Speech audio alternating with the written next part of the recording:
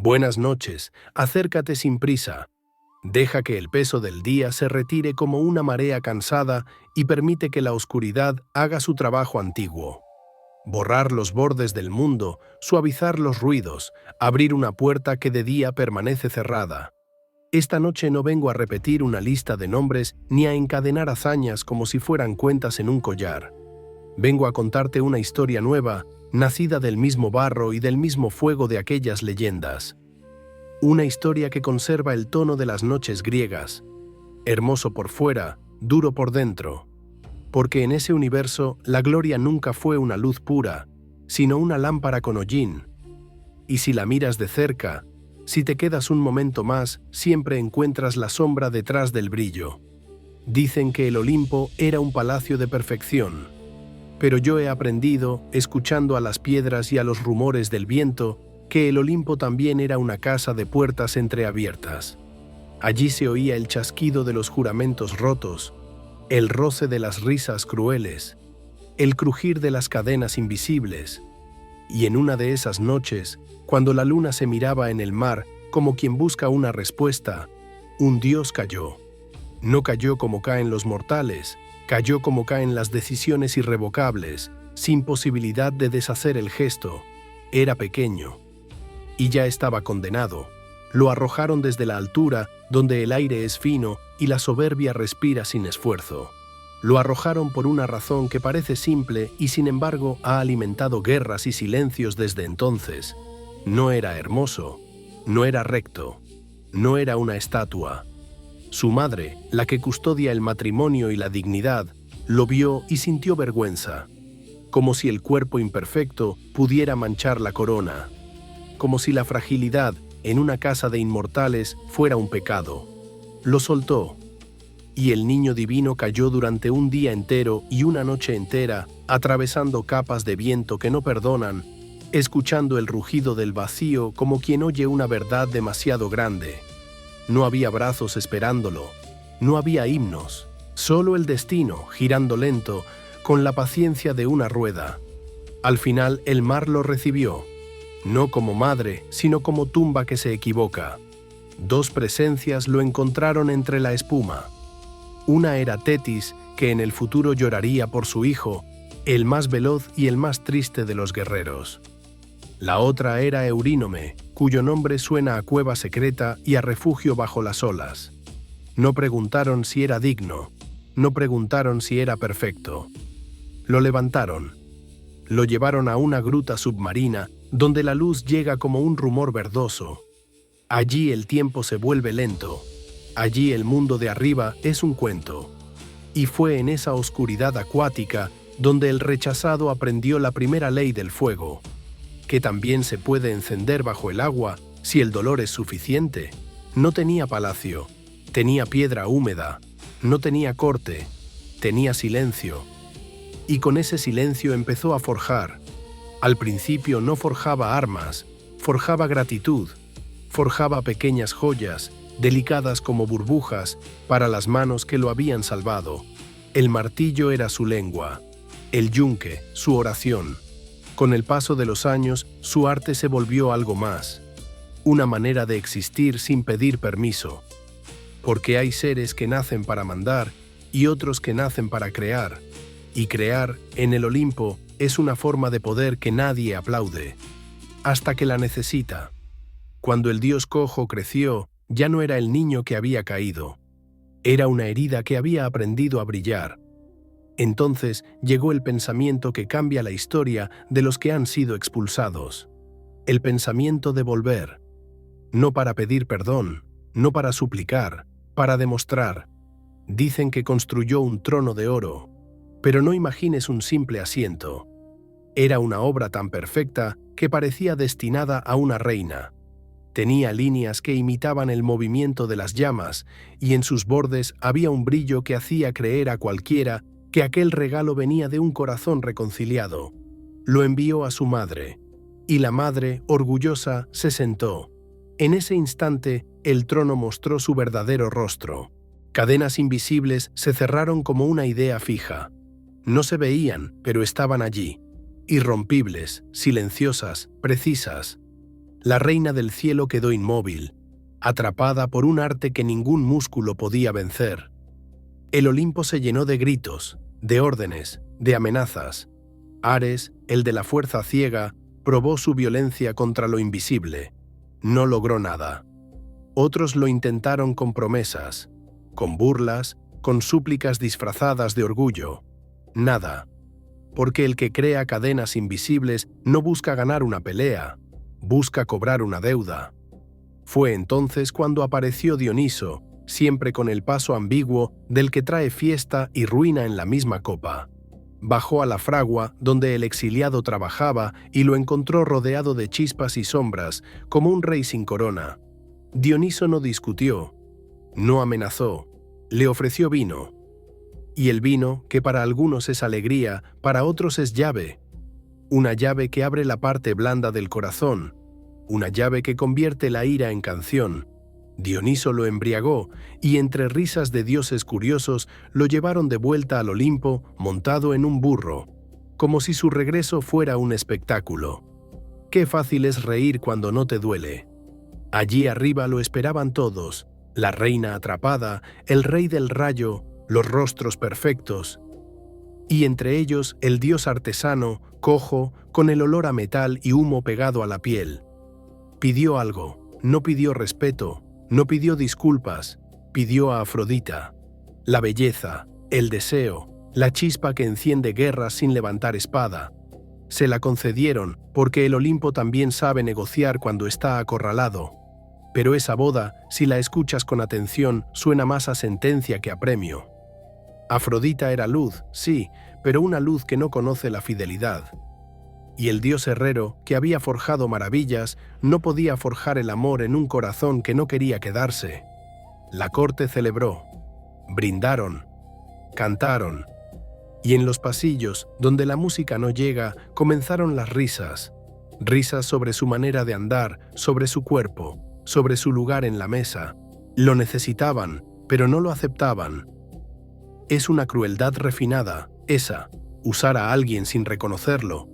Sin embargo, él siguió creando. Bajo volcanes y montañas, en talleres donde el fuego respira como un animal, trabajaba con cíclopes que golpeaban el metal como si golpearan el destino. De sus manos nacieron rayos, tridentes, escudos, carros que atravesaban el cielo. Nacieron maravillas que se movían solas, como si el hierro tuviera alma. Cada obra era un recordatorio. El rechazado sostiene el mundo que lo desprecia. Pero la tragedia no se contenta con un solo escenario. Siempre busca el modo de volver.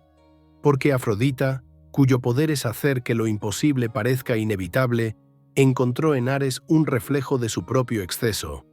El dios de la guerra no era fino ni paciente, era ruido, impulso, sangre. Y esa combinación para el deseo es una tormenta. El rumor llegó al oído del herrero, no como un grito, sino como una gota constante. Y el herrero, que conocía los metales y las trampas, decidió no llorar. Decidió construir una verdad que nadie pudiera ignorar. Forjó una red invisible, más fina que una telaraña y más fuerte que cualquier juramento. La colocó sobre el lecho nupcial como quien coloca un espejo frente a la mentira. Y esperó. La red cayó cuando Afrodita y Ares se entregaron a lo que creían secreto. Quedaron atrapados, desnudos, sin el escudo del engaño. Entonces el herrero llamó a todos los dioses para que miraran, no para pedir compasión, para que la vergüenza tuviera testigos. Los dioses acudieron y rieron. Rieron no por justicia, sino por espectáculo. Rieron como se ríe ante una comedia ajena. Algunos incluso admiraron la belleza de los amantes atrapados, y ese detalle, pequeño y cruel, fue otra cadena. La certeza de que el dolor del artesano era siempre un chiste para los perfectos. Ahí, en medio de la burla, el dios cojo comprendió una verdad que pocos aceptan. Puedes ganar una disputa y perder el corazón de quienes te rodean. Puedes demostrar tu razón y aún así quedar solo. Y aún así, siguió. Porque hay una clase de resiliencia que no nace del optimismo, sino de la terquedad del fuego. El fuego no pregunta si lo aman. Arde, esa es la primera puerta de nuestra historia. La puerta del creador expulsado, del genio que no encaja en la estética de los tronos. Y detrás de esa puerta hay otras, caminos con Hermes y su sonrisa de filo, celebraciones con Dioniso y su locura sagrada, mareas con Poseidón, estaciones con Deméter, sombras con Hades. Pero no corramos. La noche es larga, y yo, susurros del pasado, prefiero caminar despacio para que el sueño no se rompa. En la próxima parte, te llevaré a un lugar donde un recién nacido roba ganado y fabrica música como si el mundo fuera un juguete. Allí conocerás a Hermes, el que cruza fronteras como si fueran líneas dibujadas en arena. Dicen que algunos nacen llorando, otros nacen callados. Hermes nació como nacen los secretos, ya en movimiento. La cueva donde vino al mundo no era un palacio. Era una hendidura en la tierra de Arcadia, un lugar donde el viento se mete como un ladrón y las sombras tienen paciencia. Maya, su madre, lo había escondido allí con la esperanza inútil de que el Olimpo tardara en recordar. Pero hay hijos de Zeus que no saben vivir en silencio. Apenas abrió los ojos, si es que un dios recién nacido abre los ojos como los mortales. Sintió el impulso de lo desconocido. No el hambre, no el miedo, la curiosidad. Esa fiebre suave que empuja a cruzar límites solo para comprobar que existen. Se desprendió de los pañales con la naturalidad de quien se quita una máscara prestada. Y salió. La noche aún estaba fresca. El mundo olía a hierba aplastada, a leche distante, a promesas que nadie había pronunciado. Hermes caminó. No, Hermes inventó el caminar. Porque sus pies no eran todavía los de un viajero, eran los de una idea. Rápidos, silenciosos, insolentes. Y lo primero que hizo no fue rezar ni buscar cobijo. Robó, no por necesidad, por arte. Encontró un rebaño que pertenecía a Apolo. Vacas luminosas, bien contadas, bien vigiladas por la confianza de un dios que cree que la propiedad es una ley eterna. Hermes las miró con la atención con la que un músico mira un instrumento, no como posesión ajena, sino como posibilidad. Fue entonces cuando mostró el tipo de inteligencia que no pide permiso a la moral. Ató ramas a las pezuñas, como quien borra con cuidado su propia huella. Y luego condujo al rebaño hacia atrás, haciendo que el rastro dijera lo contrario de lo sucedido. El mundo, por primera vez, fue engañado con elegancia. Las escondió en una cueva y regresó a su cuna. Ese detalle siempre me ha parecido revelador. El verdadero embaucador no huye. Vuelve al lugar donde nadie sospecha. La inocencia, cuando se usa como disfraz, es la más efectiva de las mentiras. Pero Hermes no quedó satisfecho. Un robo, por sí solo, es un acto. Hermes quería un símbolo. En un rincón encontró una tortuga. La tomó entre sus manos y sin titubeo hizo lo que hacen los dioses cuando inventan. Transformó una vida en objeto. El caparazón se volvió caja de resonancia. Tendones y tripas se volvieron cuerdas, y así nació la lira. Imagínalo, un recién nacido creando música mientras el mundo todavía no sabe que ha empezado el juego. Una melodía capaz de convertir el hurto en mito. Cuando Apolo notó la ausencia del ganado, el sol se volvió un poco más duro en su mirada. Apolo no era solo música y orden, también era orgullo. Y el orgullo, cuando pierde algo, se convierte en persecución. Usó su don profético, siguió señales. Escuchó el silencio de los caminos y llegó, inevitablemente, hasta la cueva de Maya. Allí encontró al bebé. Hermes lo miró desde la cuna con una expresión que no era ternura, sino descaro. Negó como niegan los grandes mentirosos, sin pestañear, con frases limpias, con el tono exacto de quien se indigna porque lo acusen. Apolo, irritado, lo tomó y lo llevó ante Zeus, no para castigar, sino para que el padre viera el tipo de hijo que acababa de nacer. Zeus escuchó la disputa como quien oye un relato entretenido, y lo que para Apolo era delito, para Zeus era una especie de talento. porque Zeus conoce bien la utilidad de la astucia. Lo obligó a confesar, lo obligó a devolver el ganado, pero el castigo se volvió intercambio, como suelen volverse las cosas cuando Hermes está cerca. Hermes tomó la lira y tocó, y la música, esa criatura invisible, hizo lo que hace siempre, cambió el peso de la realidad. Apolo quedó inmóvil, no por magia, sino por belleza. Sintió que ese instrumento era una extensión de su propio dominio, como si alguien hubiese fabricado un espejo nuevo para su luz. Propuso un trato: la lira por el ganado. Hermes aceptó con la tranquilidad de quien ya había planeado ganar, aún devolviendo lo robado. Y no se detuvo allí, entregó también la flauta de Pan, otra promesa sonora, y recibió a cambio un símbolo que no se compra con oro: el caduceo, el bastón alado, la señal del mediador, del que cruza fronteras y hace de los límites un oficio. Así entró Hermes en el Olimpo, no con una batalla, sino con una negociación, no con un rayo, sino con una sonrisa peligrosa. Desde entonces lo llamaron mensajero, pero esa palabra es demasiado limpia. Hermes no solo lleva mensajes, Hermes lleva grietas. Cruza el cielo en un instante, cruza la tierra sin cansarse, y lo que es más inquietante, cruza el umbral del inframundo como si la muerte fuera una puerta giratoria. Hay dioses que dominan un territorio, Hermes domina los pasos entre territorios. Por eso es patrón de viajeros y de comerciantes, y también de ladrones. Porque el comercio y el robo comparten un gesto básico: mover algo de un lugar a otro. La diferencia, dicen, es la intención. Hermes rara vez se interesa por la intención, se interesa por el movimiento. En los caminos dejaron pilares con su rostro, los hermas, para pedir protección. Los levantaban en cruces de ruta donde el viajero duda qué dirección tomar. Porque Hermes reina allí, en el segundo antes de elegir, y también en la mentira elegante, no la mentira torpe, la mentira que seduce. Hubo una noche en la que Zeus le pidió algo que parecía simple: liberar a Io. La muchacha había sido convertida en ternera para esconderla de la furia de la reina del cielo. Pero la reina, que no se deja engañar por disfraces baratos, puso a Argos Panoptes a vigilarla. El gigante de los ojos innumerables, el que nunca duerme del todo. Hermes no atacó con fuerza, atacó con monotonía. Se disfrazó de pastor, se acercó a Argos con la calma de quien no lleva prisa.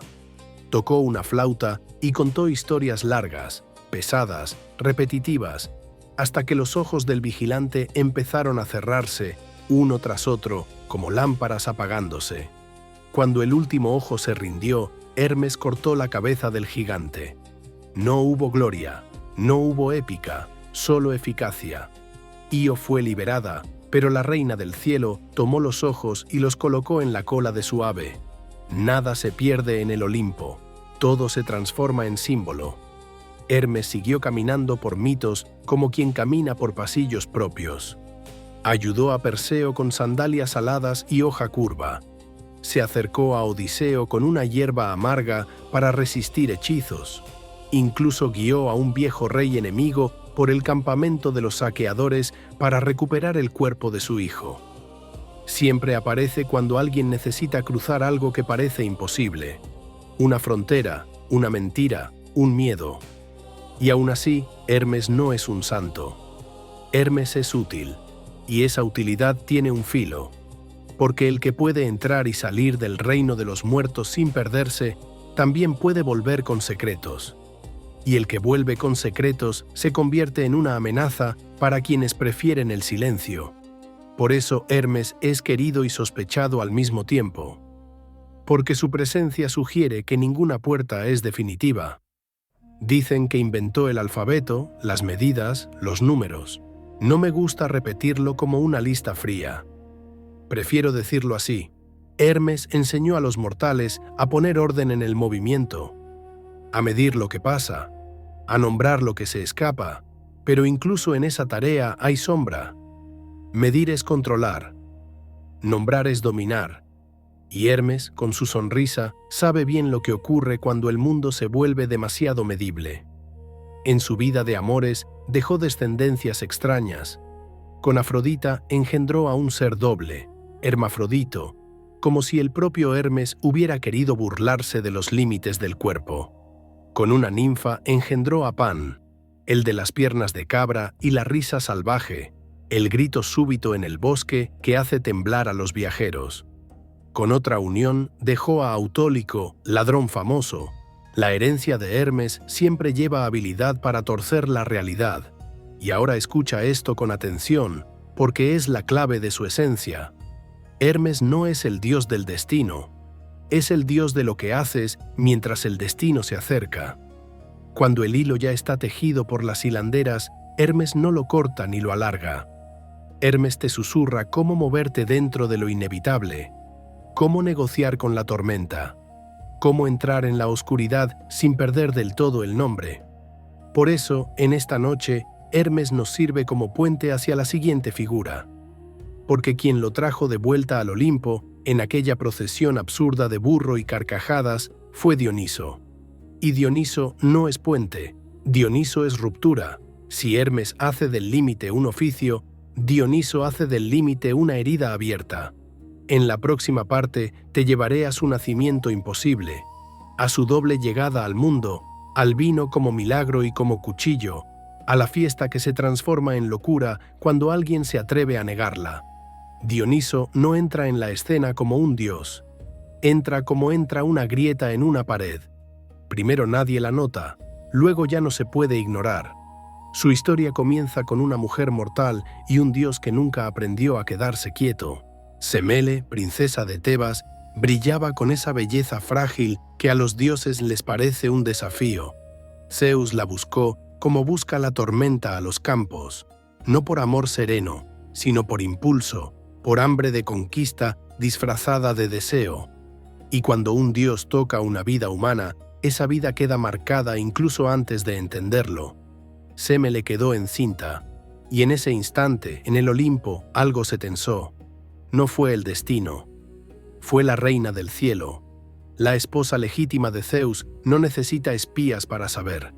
Su conocimiento es un instinto, un olfato antiguo, y cuando decidió actuar, no bajó con rayos ni con ejércitos, bajó con una voz. Se vistió de anciana porque la ancianidad inspira confianza y porque el veneno entra mejor cuando parece consejo. Se acercó a Semele como si fuera amiga, como si fuera madre prestada. Le habló de amor, de verdad, de pruebas. Le dijo, con una dulzura perfectamente calculada, que quien ama de verdad se muestra tal cual es. Y sembró en la mente de Semele una semilla peligrosa, la duda. Semele empezó a preguntarse si Zeus era Zeus, si no sería un engaño, si el dios no le estaría dando una versión suave de sí mismo. La duda creció como crece un incendio, sin prisa, pero sin descanso. Cuando Zeus volvió, Semele lo miró con una mezcla de deseo y ansiedad, y pidió algo que ningún mortal puede pedir sin firmar su sentencia, que él se mostrara en su gloria completa. Zeus intentó resistirse, no por bondad, sino por conocimiento. Sabía lo que ocurre cuando un cuerpo humano se asoma al rostro verdadero de lo divino, se quiebra. Pero Zeus había jurado por el río sagrado, y cuando un dios jura por esa agua, la palabra se vuelve cadena. Se reveló. Rayos, truenos, fuego. El aire se partió.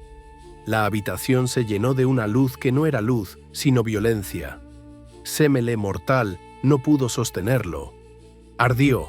Se consumió como se consume una hoja en la boca del volcán. Así nació el primer horror íntimo de Dioniso. Su madre murió por ver demasiado.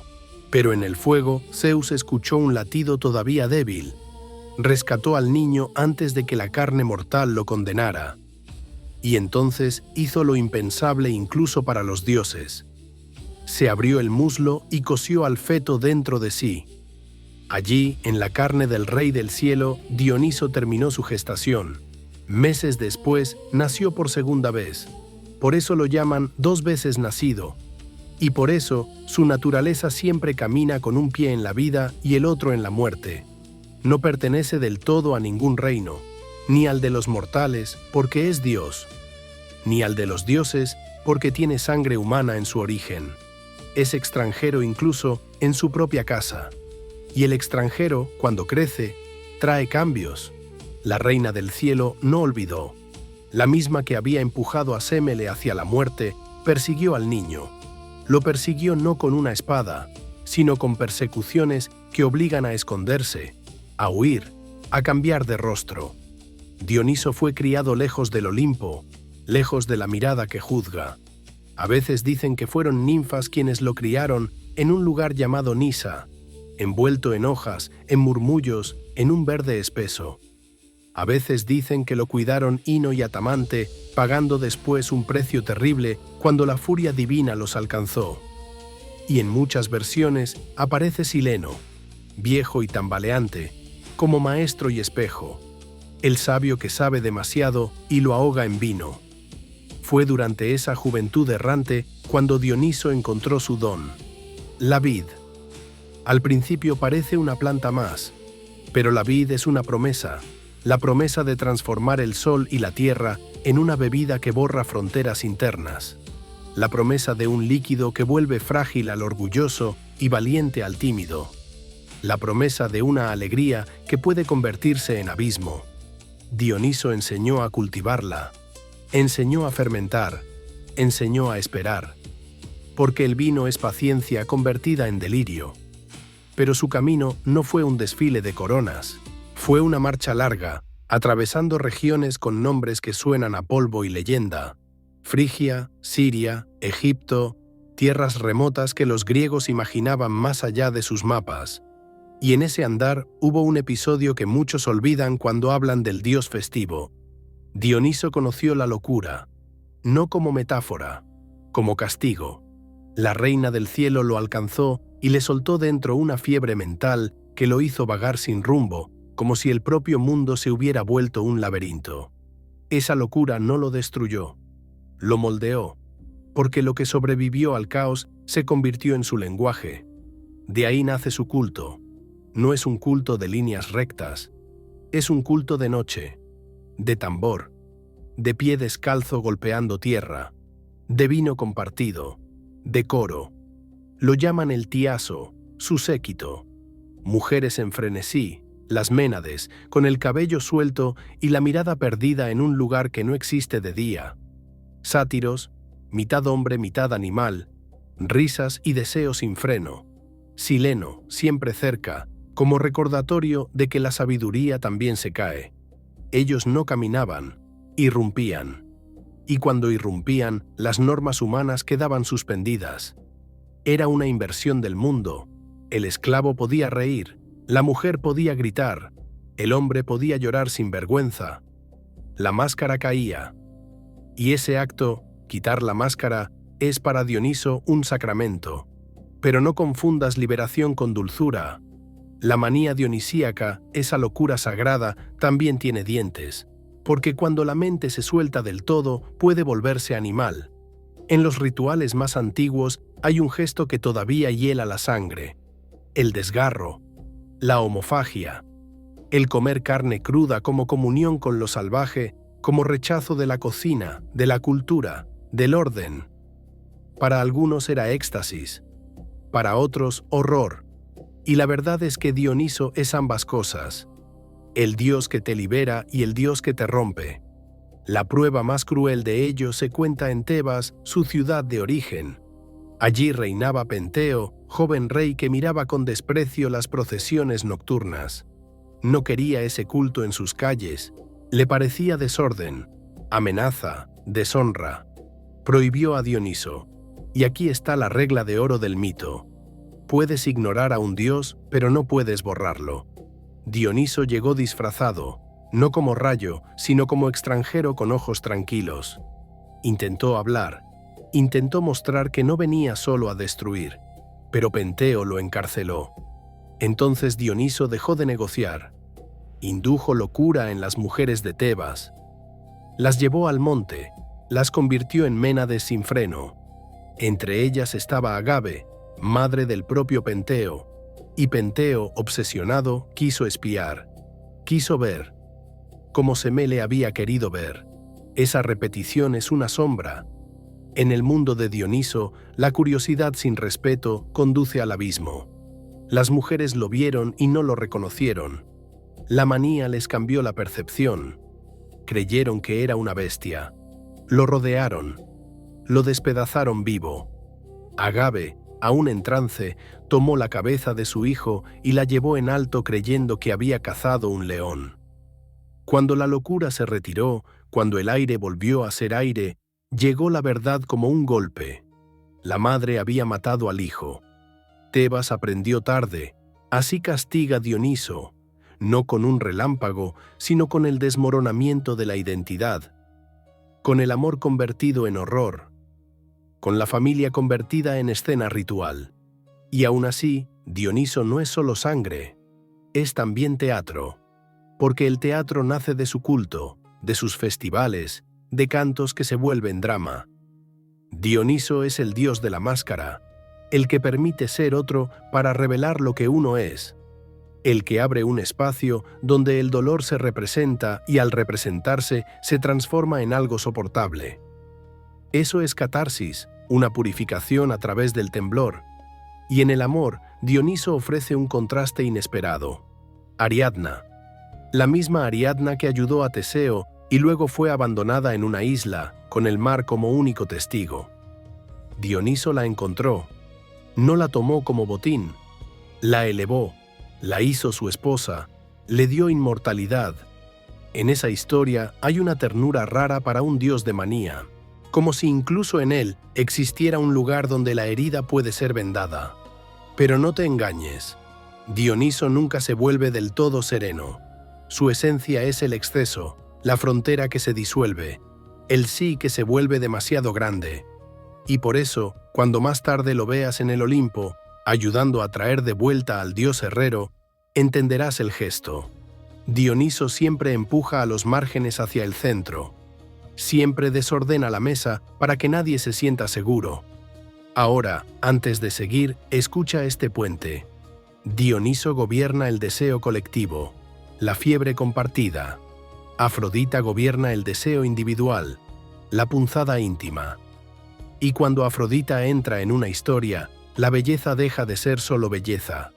Se vuelve arma. En la próxima parte te hablaré de ella. Nacida de espuma y violencia, adorada y temida, capaz de encender guerras con una promesa susurrada. Afrodita no nació como nacen los demás. No hubo cuna, ni llanto, ni manos que la recibieran con cuidado. Nació de un acto de violencia antigua, de un corte que separó el cielo de la tierra y dejó una herida abierta en el origen del mundo. Cuando Cronos levantó la hoja contra Urano, la sangre cayó, sí, pero no fue solo sangre lo que cayó. Cayó una parte del poder creador, arrojada al mar, y el mar, que todo lo mezcla, batió esa materia con espuma hasta que la espuma se volvió forma. De allí emergió ella, no niña, no joven, completa. La belleza, en la mitología griega, rara vez es inocente. Afrodita salió del agua como una promesa que ya trae consecuencias. Y cuando sus pies tocaron la orilla, el aire se alteró. No porque los dioses no hubieran visto belleza antes, sino porque esta belleza era un tipo de fuerza. El deseo como ley natural. La llevaron a Chipre, donde las horas la vistieron y la adornaron como se adorna un cuchillo antes de ofrecerlo. Luego subió al Olimpo, y cuando llegó, el palacio de los inmortales, tan acostumbrado a la magnificencia, se quedó por un instante sin palabras. Es curioso, los dioses pueden ver monstruos sin temblar, pueden ver guerras sin apartar la vista, pero ante Afrodita muchos bajan la mirada como si hubieran recordado algo que intentaban olvidar. Porque Afrodita no es solamente amor, es el poder de torcer la voluntad. Desde el principio fue un problema para Zeus, no por rebeldía, sino por efecto. Los dioses se disputaban su cercanía como se disputa una fuente en el desierto. El Olimpo, si la dejaban libre, podía fracturarse en bandos. Y Zeus, que gobierna tanto con el rayo como con el cálculo, decidió evitar una guerra doméstica. La casó, no con el más fuerte, no con el más brillante, la casó con el necesario, con el dios herrero. Fue una decisión política, fría, como suelen ser las decisiones que se disfrazan de orden. Y en esa boda hay una ironía que duele incluso contándola. La diosa de la belleza atada a un dios marcado por el rechazo. Él le regalaba joyas que parecían hechas con luz solidificada. Le construía maravillas que ningún mortal podría soñar. Pero hay regalos que no compran pertenencia. Afrodita miraba su fragua y sentía asfixia. Ella no era de humo ni de esfuerzo. Era de superficie, de piel, de instante. Y por eso buscó a Ares. Ares era lo opuesto a la paciencia del artesano. Ares era impulso, sudor, choque de metales. El amante perfecto para una diosa que confunde intensidad con verdad. Y en su unión había una mezcla peligrosa: amor y guerra, deseo y violencia, placer y destrucción. De ese vínculo nacieron figuras que no parecen hijos, sino consecuencias. Fobos, el miedo; Deimos, el terror; y también armonía, como si incluso del caos pudiera surgir una tregua frágil. Afrodita, al parir esos nombres, reveló un secreto. El amor, cuando se junta con la guerra, no solo produce tragedias, produce orden extraño, equilibrio tenso, belleza que tiembla. Pero Afrodita no se limita al lecho. Afrodita interviene en destinos. Lo hace con una sonrisa, con una promesa, con un empujón invisible en el momento exacto. Y a veces su intervención no parece maldad, hasta que miras el suelo cubierto de cenizas. Hubo una boda en la que la discordia fue invitada solo para ser humillada. La diosa Eris, despreciada, arrojó una manzana de oro con una inscripción destinada a incendiar el Olimpo. Para la más hermosa. 3 diosas la quisieron, 3 orgullos chocaron. Y Zeus, que no es valiente cuando el conflicto es doméstico, no quiso elegir. Entregó la decisión a un mortal, Paris, príncipe troyano, pastor de belleza indecisa. Las diosas se presentaron ante él con promesas. Hera ofreció poder y dominio. Atenea ofreció sabiduría y victoria. Afrodita ofreció algo distinto, la mujer más hermosa del mundo. No un reino, no una estrategia, un deseo. Paris eligió como eligen los que aún no saben el precio de lo que desean. Le dio la manzana a Afrodita, y ese gesto, pequeño en apariencia, empujó el mundo hacia la guerra. Porque la mujer prometida era Helena, y Helena ya estaba casada. Afrodita no pidió permiso, Afrodita no negoció con la moral, Afrodita cumplió su promesa como cumple una tormenta, cayendo.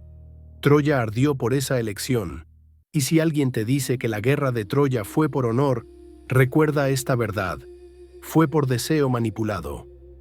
Afrodita acompañó el conflicto, protegió a sus favoritos, lloró cuando la sangre le tocó de cerca, pero nunca reconoció del todo su responsabilidad. Así opera, actúa como fuerza natural, como si lo que hace fuera inevitable. Sin embargo, Afrodita también castiga. Castiga especialmente a quienes desprecian su dominio, porque despreciar el deseo es, para ella, un insulto directo.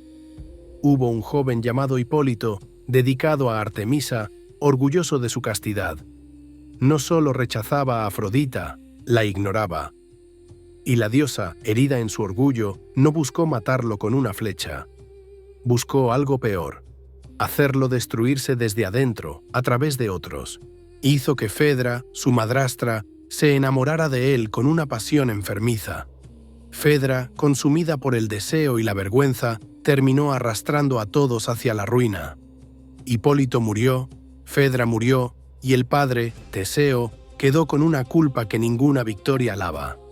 Ese es el castigo de Afrodita: convertir el amor en instrumento de muerte. Y aún así, no es una diosa incapaz de sentir dolor. Su historia con Adonis lo demuestra. Adonis era hermoso, mortal, frágil como una flor al borde del invierno. Afrodita lo amó con un tipo de amor que parece más humano que divino, un amor que teme perder. Le advirtió que no cazara animales peligrosos. Adonis desobedeció, porque la juventud a veces cree que las advertencias son cuentos, y un jabalí lo hirió de muerte. Afrodita llegó tarde. Siempre hay un momento en que incluso un dios llega tarde. Dicen que de la sangre de Adonis brotaron flores breves, anémonas que duran poco, como si la naturaleza misma quisiera recordarnos que hay bellezas que nacen para morir rápido. Afrodita lloró, y su llanto, aunque divino, no cambió el final. Afrodita es así, creadora y destructora, dulce y cruel, capaz de elevar a una abandonada como Ariadna y capaz de hundir una ciudad por una promesa. Y ahora escucha esta sombra final sobre ella. Zeus, en una ocasión, le hizo probar su propia medicina, le lanzó un deseo que no podía controlar, la obligó a enamorarse de un mortal, porque incluso el deseo, cuando se vuelve contra quien lo maneja, se convierte en castigo. En el Olimpo, nada es poder sin riesgo. Y mientras Afrodita mueve hilos invisibles, Ares se impacienta. Él no quiere hilos, quiere choque, quiere ruido, quiere sangre. Es el dios que no entiende la estrategia, el que confunde la victoria con la masacre. En la próxima parte, caminaré contigo hacia Ares, el despreciado incluso por sus padres, el que grita como un ejército entero cuando siente dolor, el amante humillado en una red invisible, el rostro más crudo de la guerra. Ares no entra en una historia, irrumpe. No trae argumentos, trae choque. No trae promesas, trae el sonido de los metales cuando se encuentran y la respiración irregular del que ya no piensa, solo golpea. A diferencia de otros dioses que pueden fingir calma, Ares es transparente en su violencia, y quizá por eso, incluso en el Olimpo, lo miraban con una mezcla de incomodidad y desprecio. Porque hay guerras que se justifican con palabras bonitas, con estrategia, con honor. Ares no necesita esa máscara. Él ama la batalla por la batalla. Dicen que es hijo de Zeus y Hera, y aún así, no fue un hijo querido. Hay un detalle que siempre vuelve como un eco. El rey del cielo, tantas veces indulgente con sus propios excesos, hablaba de Ares como de un error. La reina del cielo, tan implacable con las amantes ajenas, tampoco encontraba orgullo en ese hijo que parecía nacido solo para derramar sangre. Creció con esa marca. Ser legítimo y aún así no ser abrazado. Y esa falta de afecto no lo volvió humilde. Lo volvió irritable, rápido en el golpe, incapaz de soportar una afrenta sin responder con violencia. No aprendió el arte del control, aprendió el arte del estallido. Ares se presenta armado, casi siempre. Lanza, escudo, casco. No como decoración, como extensión de su cuerpo. Lo acompañan presencias que no son metáforas, sino sombras con nombre. Deimos y Fobos, terror y miedo, sus propios hijos. También Eris, la discordia, que ríe cuando el orden se rompe. Y detrás, las Queres, espíritus de muerte violenta, como si a su paso el mundo se volviera más frágil. Sin embargo, hay una ironía que muchos olvidan. Ares, aun siendo fuerza bruta, no es invencible. En la gran guerra de Troya, donde tantos dioses jugaron con los mortales como si fueran piezas, Ares se lanzó a la batalla con su entusiasmo habitual. No le importaba quién tenía razón, le importaba que hubiera sangre, y allí fue herido por un mortal. Diomedes, asistido por Atenea, le clavó la lanza, y Ares gritó como si gritaran incontables hombres a la vez. No fue un grito heroico, fue un grito de humillación. Subió al Olimpo con el cuerpo dolido y el orgullo quebrado, y Zeus lo regañó como se regaña a un hijo que siempre trae problemas. Más tarde, Atenea lo derribó con una roca enorme. Otra humillación. En esas escenas los griegos dejaron clara una idea. La violencia sin inteligencia se tropieza. La furia ciega se rompe contra el cálculo. Ares representa la guerra que nadie quiere admitir que existe dentro de sí, pero que aparece cuando el miedo o el deseo la despiertan. Atenea representa la guerra disciplinada, la que se planifica, la que se justifica. Por eso ella fue más venerada. Ares, en cambio, era temido, invocado por necesidad, pero raramente amado. Y aún así, Ares tuvo un lugar donde su nombre se decía con orgullo: Esparta. Allí la guerra era orden, y la brutalidad no era vergüenza, sino herramienta. En otras ciudades, sus templos eran escasos, como si la gente supiera que hay fuerzas que es mejor reconocer de lejos. Pero Ares no solo es guerra, Ares también es deseo, y ese deseo lo llevó a una de las escenas más crueles del Olimpo, la red del dios herrero. Afrodita lo atrajo como atrae la llama al insecto. Ares, acostumbrado a ganar por impulso, no pensó en consecuencias. Se escondieron en el lecho nupcial creyendo que el secreto era pared suficiente. Pero el secreto, en el Olimpo, siempre tiene ojos. Helios lo vio. El sol siempre ve. El dios herrero tendió la trampa, una red invisible, más fina que el hilo de una araña, imposible de romper. Cuando los amantes se unieron, la red cayó y los dejó expuestos. Entonces vino lo peor, la risa. Los dioses acudieron a mirar, no con indignación moral, sino con curiosidad. Algunos comentaron, otros bromearon, otros se limitaron a disfrutar del espectáculo. Ares, el dios que en el campo de batalla no teme, allí quedó atrapado, desnudo, convertido en objeto de burla. Poseidón intervino para que los liberaran, prometiendo pagar compensación. Ares huyó. Ese episodio revela algo que rara vez se dice.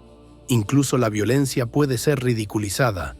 Incluso el dios de la guerra puede quedar pequeño cuando la inteligencia decide humillarlo.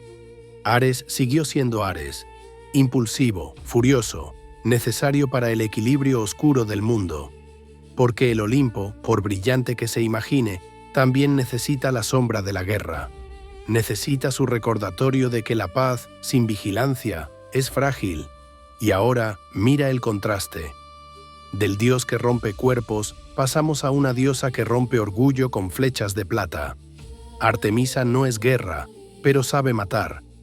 No es deseo, pero castiga el deseo cuando lo considera impuro. No es ciudad, pero decide sobre la vida salvaje, sobre el parto, sobre la luna. En la próxima parte, te llevaré al bosque donde la mirada equivocada se paga con transformación y muerte. Te contaré de la cazadora que no tolera invasiones, de la flecha que cae rápida y del frío que deja su justicia. Artemisa no necesita que el mundo la mire. Ella mira al mundo. Hay dioses que construyen ciudades, que aman el aplauso, que se rodean de coro y mármol. Artemisa, en cambio, pertenece a lo que no se domestica. El bosque intacto, el animal que huye, la montaña que no pide permiso para existir. Su presencia no es música de banquete, es el crujido de una rama cuando crees que estás solo. Nació antes que su gemelo. Dicen que fue en una isla que flotaba como una respuesta tardía, porque la reina del cielo había cerrado los caminos a su madre. Leto vagó, perseguida, buscando un lugar donde pudiera parir sin ser expulsada.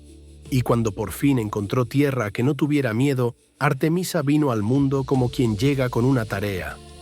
Hay un relato que siempre me deja un silencio en la boca.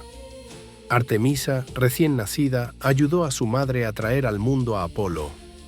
Como si la diosa hubiera nacido ya con la mano firme, ya con la comprensión del dolor del parto.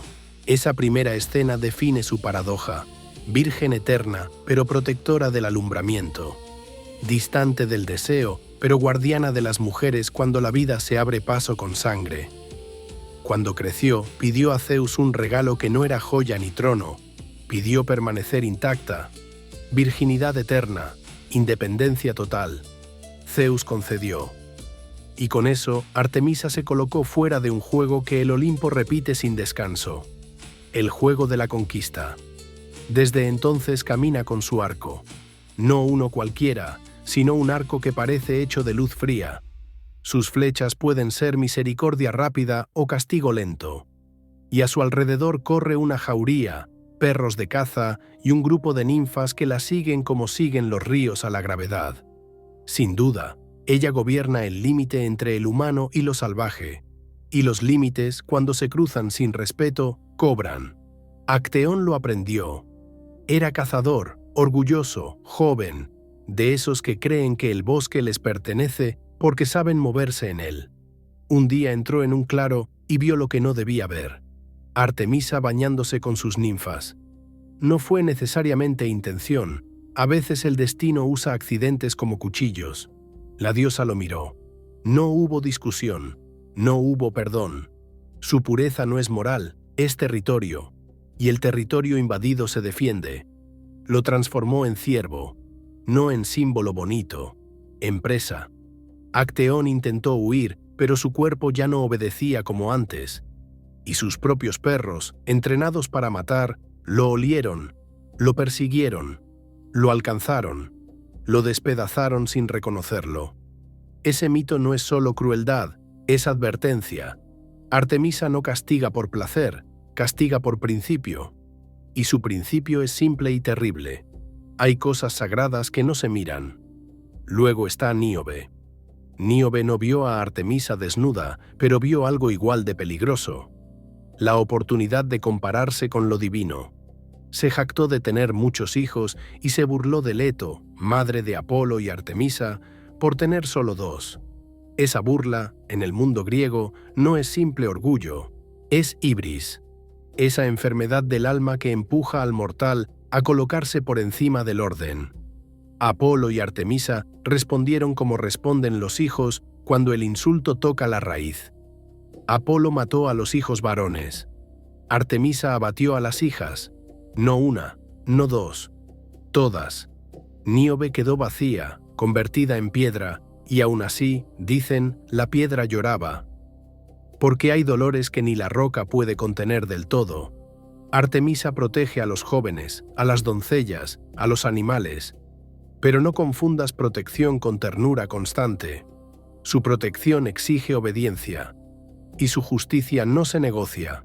Sin embargo, también hay un lado de Artemisa que los mitos susurran con menos ruido: su compasión por lo vulnerable.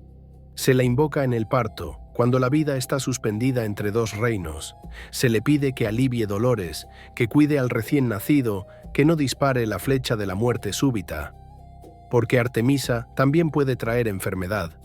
A veces, cuando una mujer muere de forma inexplicable, se dice que fue una flecha suya. No por odio personal, sino por ese poder extraño que tiene sobre los umbrales. Nacimiento y muerte, inicio y final. Y en la noche, Artemisa se asocia con la luna, con esa luz que no calienta, que solo revela contornos. A veces se mezcla su figura con Selene, a veces con Hécate. 3 rostros de la noche, 3 modos de mirar lo oculto. Artemisa es una diosa de distancia. Su afecto se expresa en forma de reglas, y su amor, si existe, es amor por el orden salvaje, por la vida que no necesita ciudades. Ahora escucha este cambio de tono. Donde Artemisa es filo frío, Apolo es brillo que ordena. Donde Artemisa castiga la mirada, Apolo castiga la arrogancia. Donde Artemisa calla en el bosque, Apolo habla en el oráculo. En la próxima parte caminaremos hacia él, el dios de la música y la profecía, el que mata monstruos y también destroza vidas con una maldición, el radiante que, aún así, deja sombras largas. Apolo llegó al mundo con la luz pegada al cuerpo como una sentencia. No era solo hermoso, era exacto. Una especie de perfección que parece calma, pero que, si la miras demasiado, se vuelve intimidante. Su madre, Leto, había sido empujada de un lugar a otro por la reina del cielo. Nadie quería recibirla. Ninguna tierra firme quería enemistarse con la esposa de Zeus. Solo una isla errante, Delos, aceptó ser refugio. Y allí, sobre tierra que flotaba como si no se comprometiera con nada, Leto parió.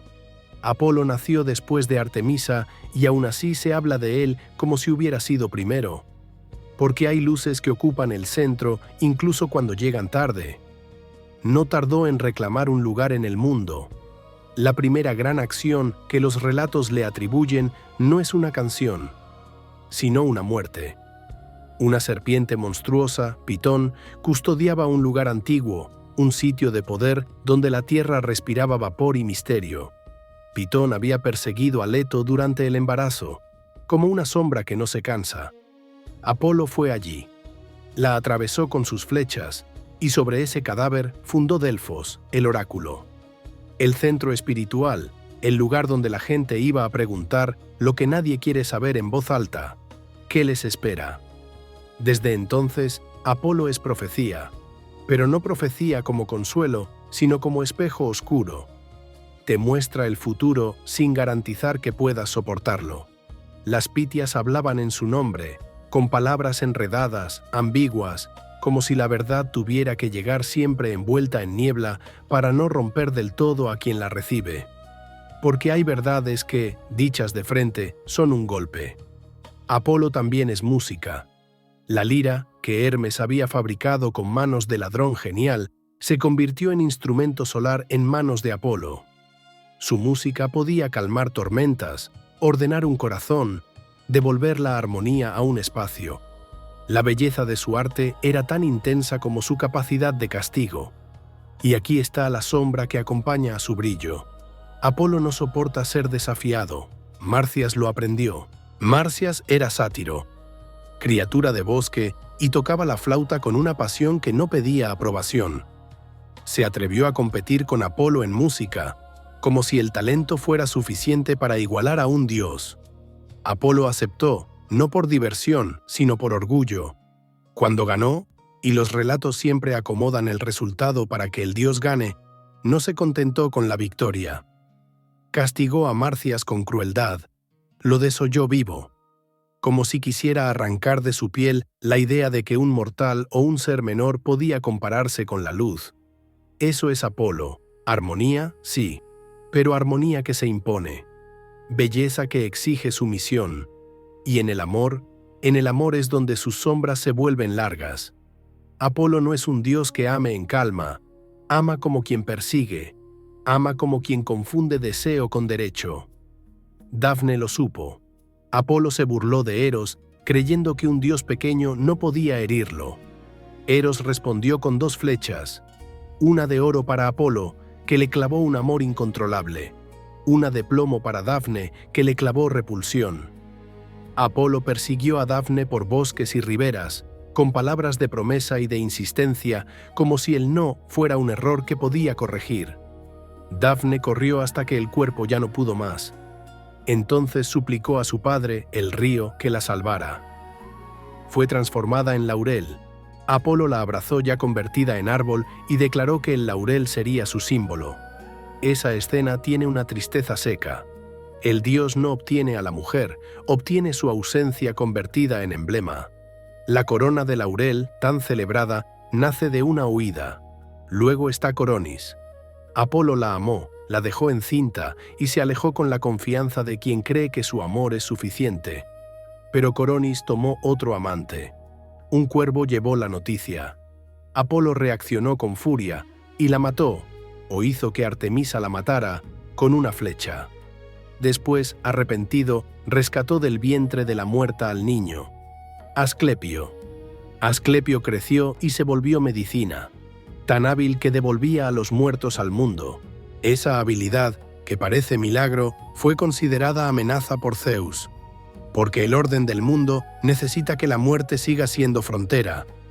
Zeus mató a Asclepio con un rayo.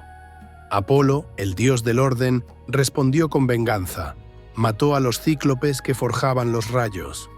Por ese acto fue castigado a servir a un mortal, como pastor, un dios solar obligado a conocer la humillación del trabajo bajo otro. Es curioso, incluso los dioses que castigan pueden ser castigados. Y luego está Jacinto.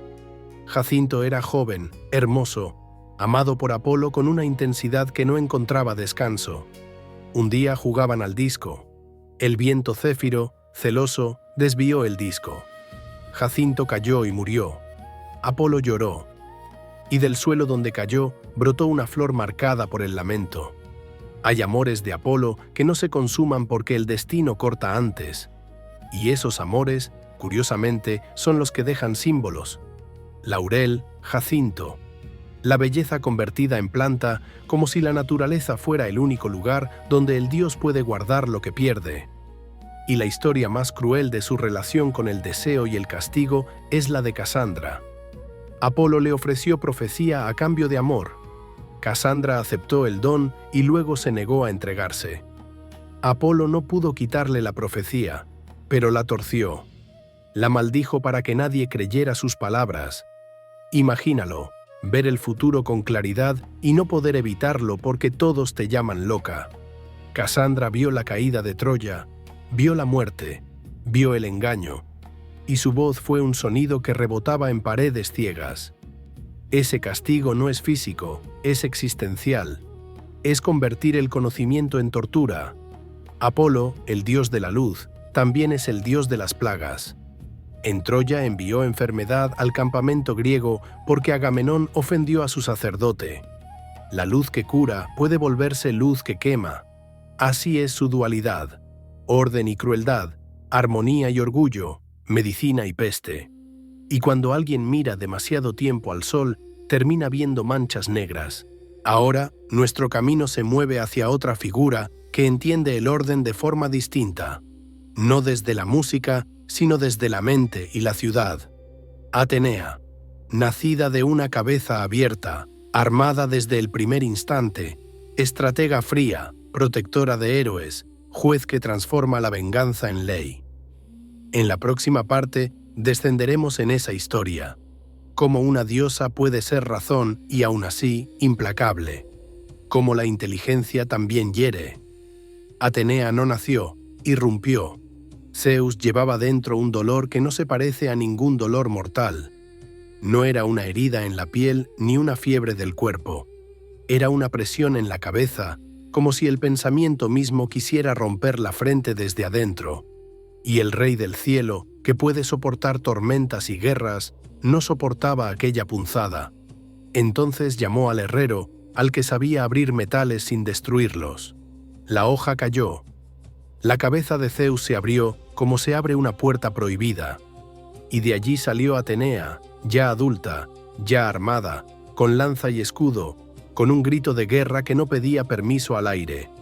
Su nacimiento no fue una escena de ternura, fue una declaración. La inteligencia también puede ser agresiva. La razón puede entrar al mundo como un golpe. Detrás de ese nacimiento hay una historia oscura. Zeus se había tragado a Metis, la sabiduría encarnada, porque una profecía le dijo que el hijo de Metis sería más poderoso que él. Zeus temía repetir el ciclo de los padres devorados por sus hijos. Tragó a la madre para evitar al hijo. Pero el destino no se deja digerir. Metis siguió existiendo dentro de Zeus, y Atenea, nacida de su cabeza, fue la prueba viva de que incluso el rey del cielo no controla todo. La sabiduría encontró salida. Desde el primer instante, Atenea fue distinta de Ares. Donde Ares es furia sin forma, Atenea es filo con plan. Donde Ares disfruta el choque, Atenea busca la victoria con el mínimo desperdicio. Su guerra no es grito, es mapa. Por eso protege a héroes que piensan. A Odiseo lo acompaña como una sombra útil. Le da consejo, le cubre con disfraces, le enseña a esperar. A Perseo lo guía hacia la Medusa sin permitir que la mirada lo destruya. A Jasón lo sostiene cuando el mar y la traición se vuelven inevitables. A Heracles lo ayuda cuando la fuerza necesita dirección.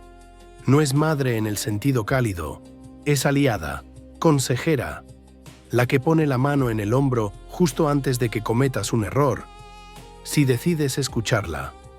Pero Atenea también castiga, y su castigo suele ser educativo, lo cual lo vuelve más frío. Aracne lo aprendió.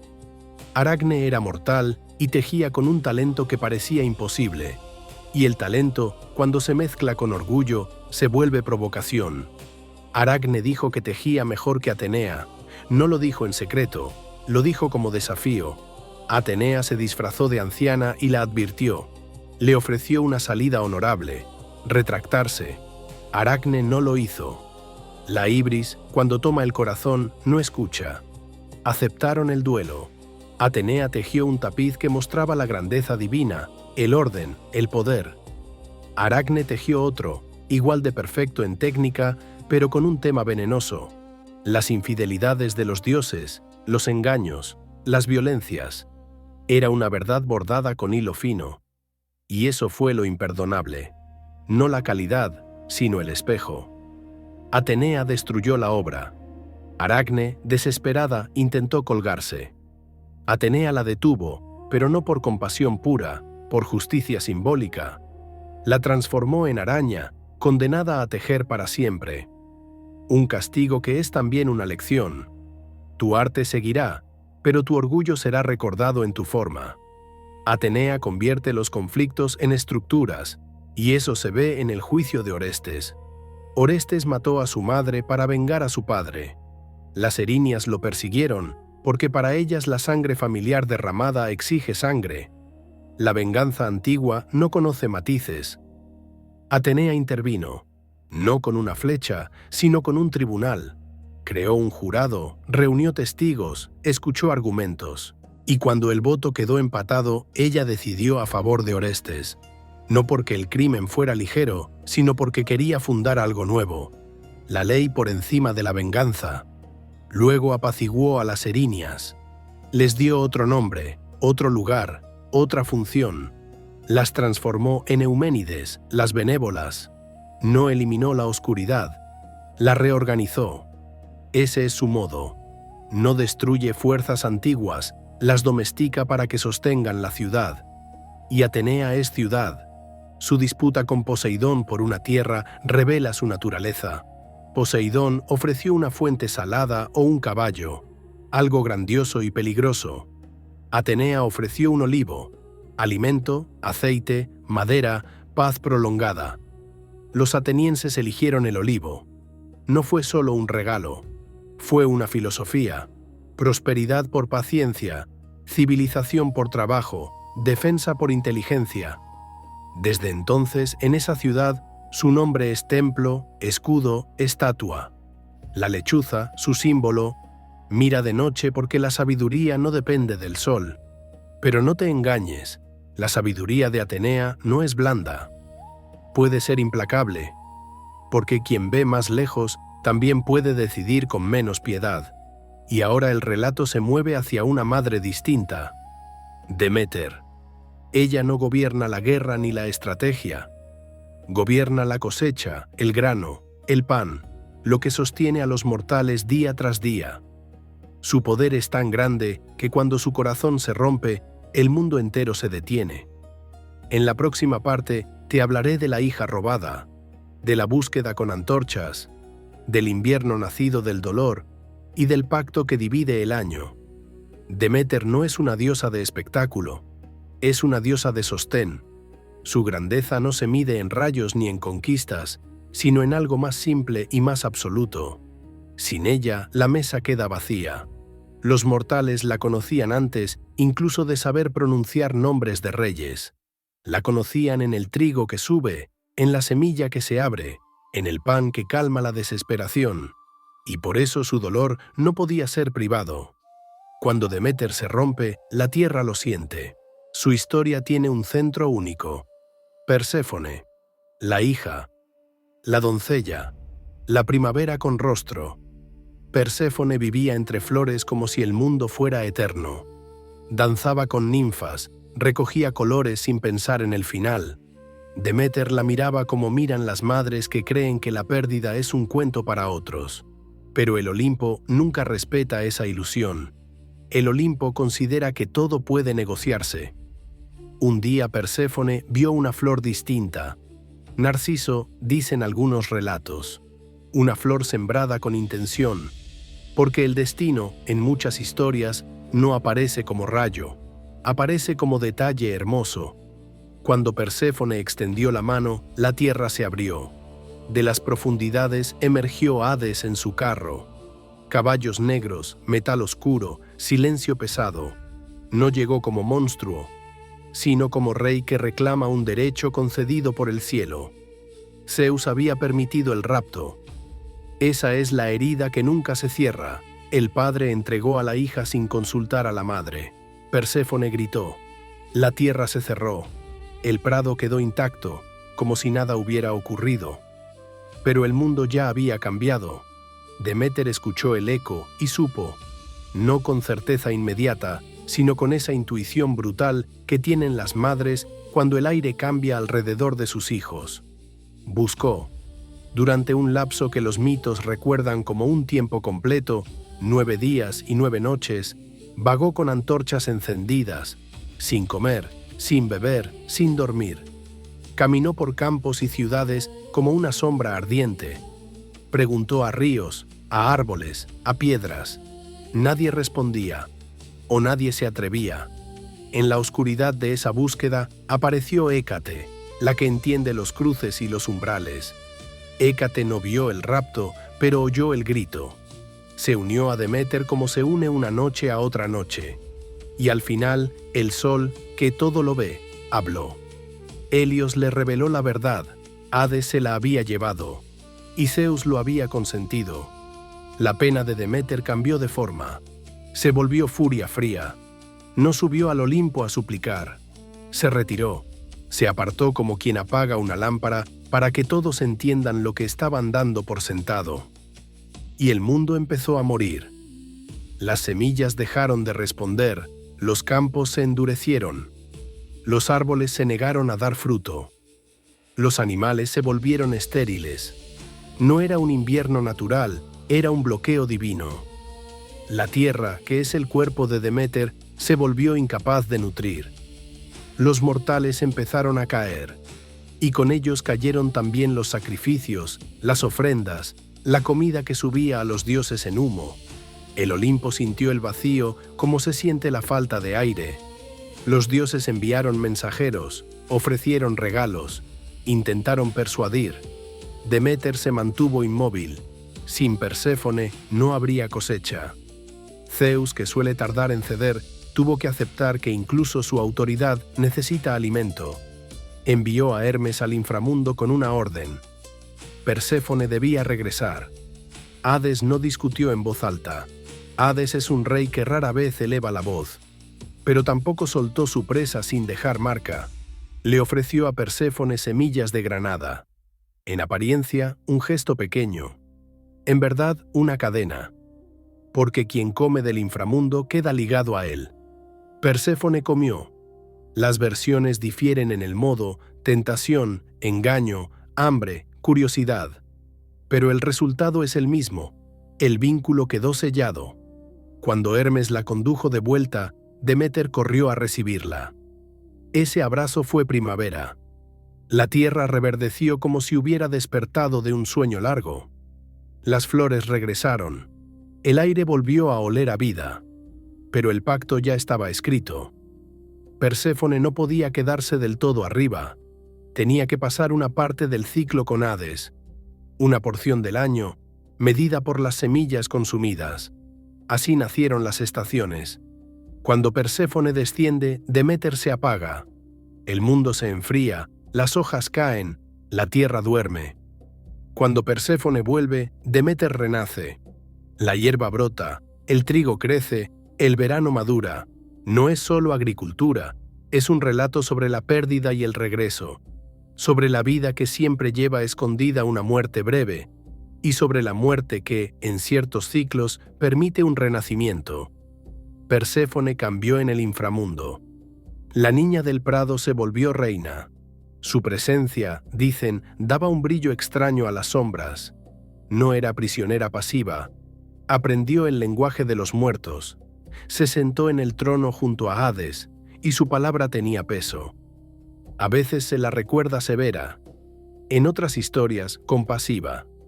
En el caso de Orfeo, su piedad fue parte del permiso concedido. En otras, se la muestra celosa, castigando a quien intenta acercarse a su esposo, porque Perséfone ya no es solo primavera, es también juicio. Y Deméter, aunque sigue siendo madre, también aprendió algo duro. No se puede retener la vida sin aceptar la parte que le corresponde a la muerte. En Eleusis, donde la tradición dice que Deméter vagó disfrazada de anciana y enseñó a los humanos secretos de siembra, se celebraron misterios. Ritos que prometían a los iniciados algo que no era riqueza, sino alivio. una esperanza sobre el destino después del final. No puedo decirte lo que ocurría allí, no porque no quiera, sino porque los relatos lo guardan como juramento. Solo puedo susurrar la sensación que deja. La idea de que la pérdida no es solo castigo, que en la oscuridad hay un ritmo y que el retorno, aunque parcial, es real. Y ahora, desde esta historia de estaciones, el camino se abre hacia el reino que hizo posible el pacto. El inframundo, Hades. No el demonio de otras culturas, sino el rey silencioso que gobierna lo inevitable. El que raramente sale a la luz porque su trabajo no necesita aplauso. El dueño de las riquezas ocultas, del metal bajo la tierra, del final que espera sin prisa. En la próxima parte bajaremos con él. Ríos oscuros, puertas custodiadas, monedas bajo la lengua, y la ley simple del lugar donde nadie regresa sin pagar. El inframundo no es un lugar al que se llega por curiosidad, se llega por destino.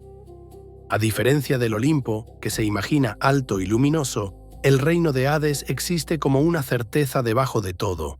No necesita adornos, no necesita convencer, está ahí, esperando, con la paciencia absoluta de lo que no puede ser evitado.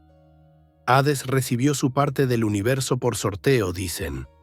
Cielo para Zeus, mar para Poseidón, sombras para él.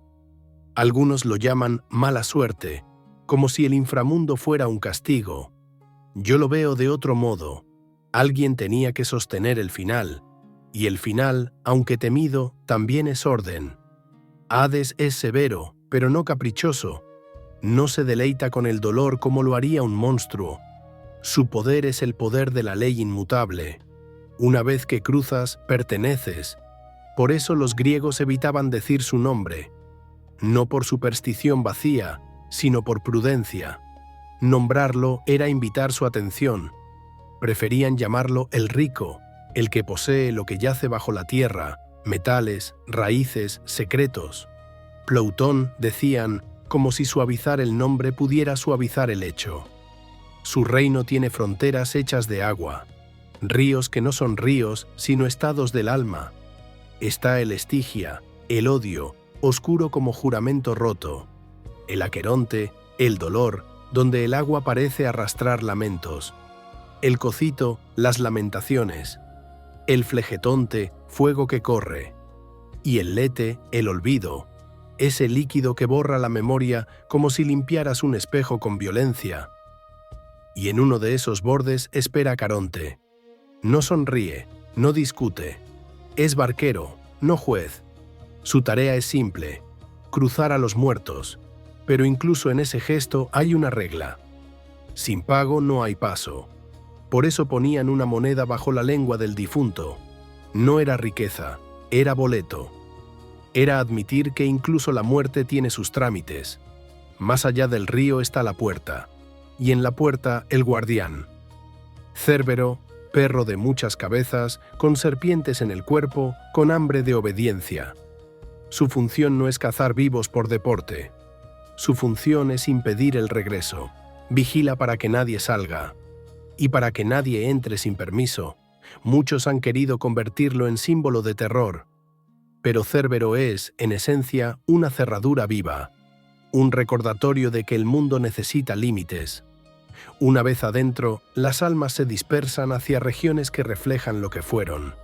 Campos de asfódelos, donde vagan los que no fueron ni monstruos ni santos. Los campos elíseos, para quienes merecen descanso. Y el Tártaro, abismo de castigo, donde los que ofendieron al orden cósmico aprenden lo que significa una condena sin fin. Hades gobierna todo eso desde un palacio que no busca deslumbrar, pero que pesa. Allí la luz no llega como llega arriba. Allí todo parece tallado en piedra antigua, y junto a él, Perséfone. Su presencia cambia el tono del lugar. Ella es la primavera sentada sobre la muerte, un contraste que no es adorno, sino equilibrio. En algunos relatos, ella se vuelve la voz que puede conceder permiso o negarlo. Su juicio, como el de su esposo, es firme. Hades rara vez abandona su reino. No porque no pueda, sino porque su poder está en permanecer. Sus hermanos se mueven, se pelean, seducen. Hades guarda su sitio. Y aquí aparece otra diferencia que suele olvidarse. Hades, a diferencia de Zeus y Poseidón, es notablemente fiel, no por virtud romántica, sino por naturaleza. Su deseo no es errante, su dominio no necesita dispersarse. Cuando Perséfone fue raptada, el acto fue duro y definitivo, sí, pero con el tiempo la unión se volvió pacto. No digo que el inicio sea limpio, digo que el resultado se volvió estable. En el inframundo, incluso el amor parece adquirir la forma de una ley. Y aún así, hubo episodios donde ese orden se agitó. Orfeo descendió al inframundo por amor, no con espada, sino con música. Su lira dobló el aire de las cavernas.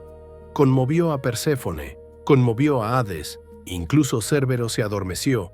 Le concedieron llevarse a Eurídice con una condición: no mirar atrás hasta salir.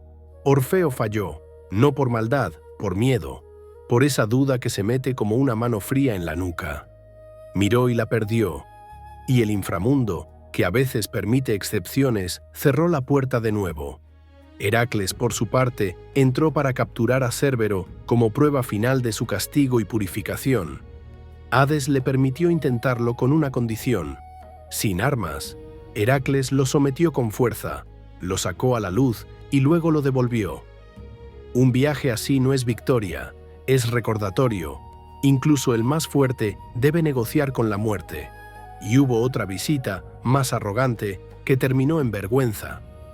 Teseo y Pirito quisieron llevarse a Perséfone como si el inframundo fuera una casa sin dueño. Hades los recibió con cortesía y los invitó a sentarse. La silla los atrapó. Olvido y cadena. Teseo fue liberado después, Pirito o no, porque la muerte perdona poco cuando la soberbia entra a exigir. Todo esto nos enseña que Hades no es un villano de risa fácil, es la fuerza que mantiene el ciclo. Sin él no habría estación que regrese, no habría tierra que descanse, no habría límite que haga a la vida valiosa. Y ahora, desde el inframundo, la noche nos conduce a una presencia que camina entre umbrales como si fueran su hogar. Hécate.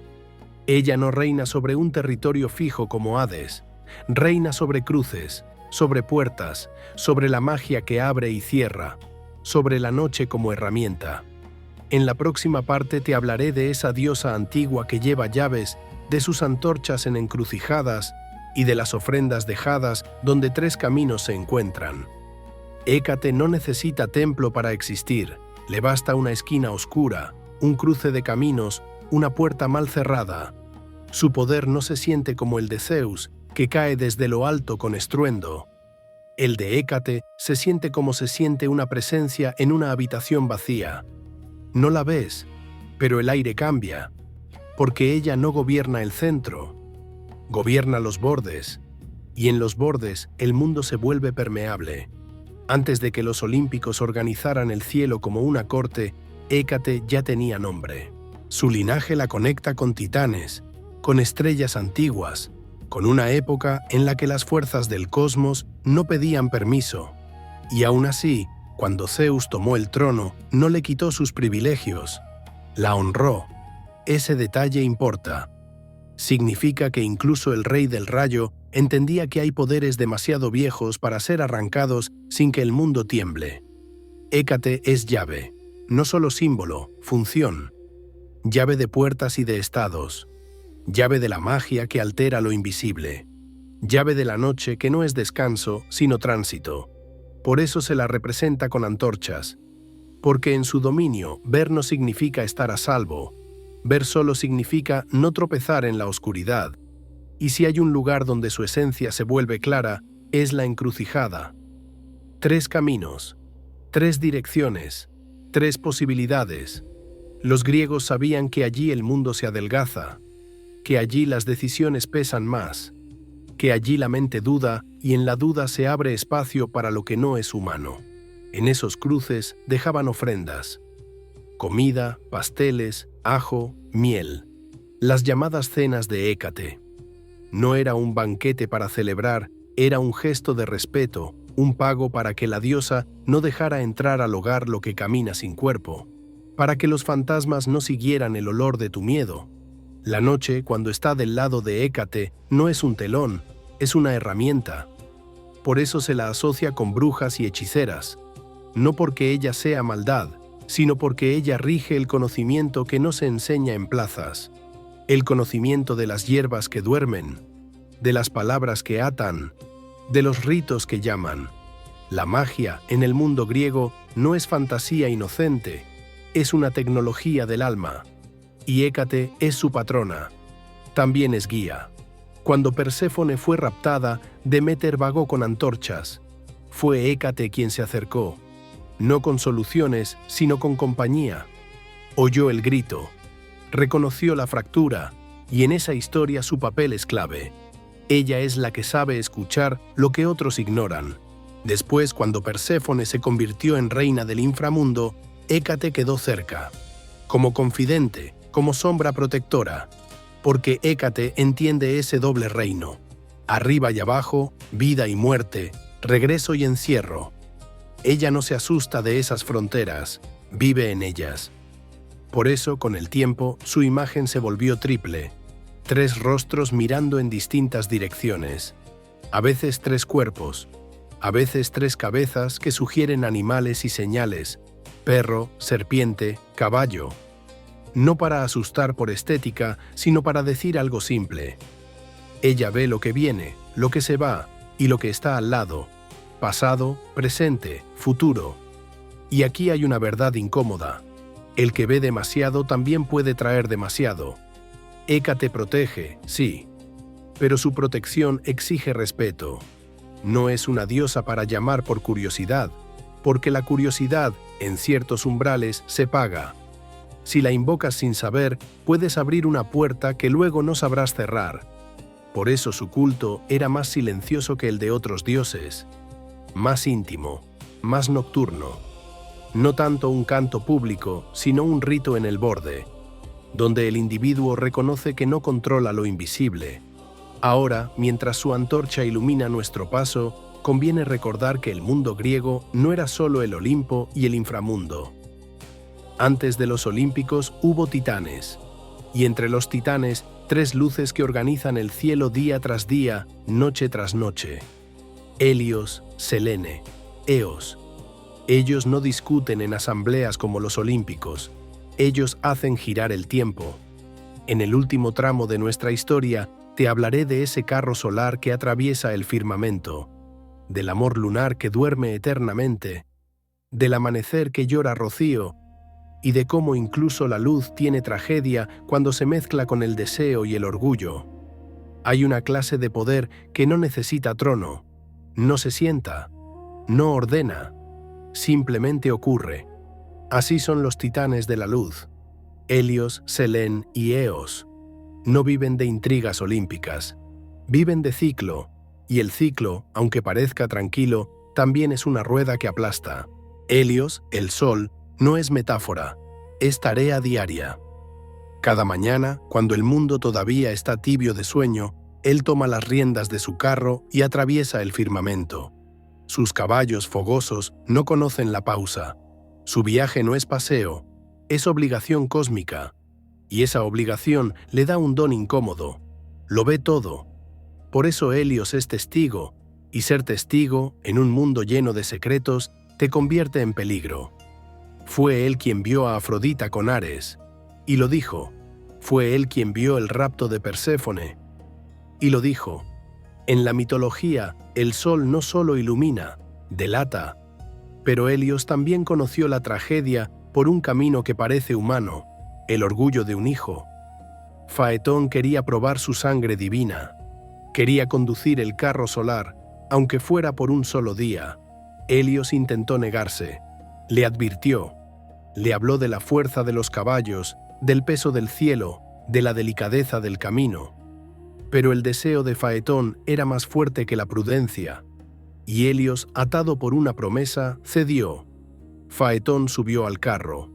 No pudo controlar las riendas. El carro se desvió.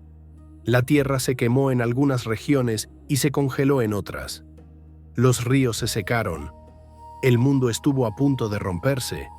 Entonces Zeus, siempre Zeus, como cierre brusco del caos, lanzó un rayo y derribó al joven. Faetón cayó y murió. Helios, el sol que no puede detenerse, se detuvo por dolor. Se negó a conducir por un tiempo, y el mundo sintió un vacío de luz. Al final volvió a su tarea, porque incluso el duelo, para ciertas fuerzas, no detiene el mecanismo. Así enseña Helios su verdad. La luz también pierde. La luz también llora, aunque no pueda quedarse llorando. Selene, la luna, es otra forma de vigilancia. Su luz no domina, acompaña. Cruza el cielo de noche en su carro plateado o sobre bestia blanca, según el relato. Su presencia es calma y a la vez inquietante, porque la noche, iluminada por la luna, muestra contornos que el día no explica. Selene tuvo un amor que parece sueño y condena. Endimión. Lo vio dormir y lo amó. Hay algo extraño en amar a alguien que no te mira. Pero Selene es luna. Su amor no se alimenta de respuesta, se alimenta de contemplación. Pidió a Zeus un don para él. Endimión recibió inmortalidad, pero sin juventud eterna. O recibió sueño eterno para conservarse. Las versiones se contradicen, como se contradice la memoria cuando intenta embellecer lo trágico. Lo cierto es esto: Endimión quedó dormido para siempre, y Selene lo visita noche tras noche. Un amor sin conversación. Un amor que no envejece porque no se mueve. La luna, en ese mito, se vuelve símbolo de deseo que se repite sin consumarse, de belleza guardada en un instante inmóvil. Eos, el amanecer, es la que abre las puertas del cielo. Homero la llamó la de dedos rosados, la de velo azafranado. Sus colores son promesa, el día viene. Pero en los mitos, Eos no es solo anuncio de luz, es pasión maldita. Se dice que Afrodita la castigó por haber tocado a Ares, y su castigo fue convertir el deseo de Eos en hambre constante. Desde entonces, Eos se enamora de mortales con una intensidad que casi siempre termina en dolor. Titono fue su tragedia más famosa. Eos lo amó y pidió para él inmortalidad. Zeus concedió. Pero Eos olvidó pedir juventud eterna. Titono no murió, pero envejeció sin fin. Su voz se volvió débil, su cuerpo frágil. Su existencia, una larga decadencia. Al final, Eos lo transformó en cigarra o lo encerró, según versiones, para que su vejez no fuera un espectáculo. Y cada mañana, dicen, el rocío es el llanto de Eos por ese error. Helios, Selene, Eos, sol, luna, amanecer. 3 luces que sostienen el tiempo. 3 relatos que muestran que incluso lo cósmico puede ser herido por orgullo, por deseo, por mala formulación de un pedido. Y aquí, al final de este viaje, regreso al lugar donde empezamos, a la verdad oculta detrás de la gloria. En estas historias, los dioses no son modelos de bondad, son fuerzas, y las fuerzas, cuando toman forma, traen belleza y crueldad a la vez. El herrero rechazado forja el universo con manos marcadas. El mensajero roba y enseña. El dios del vino libera y destruye. La diosa del amor da vida y desencadena guerras. El dios de la guerra grita y cae.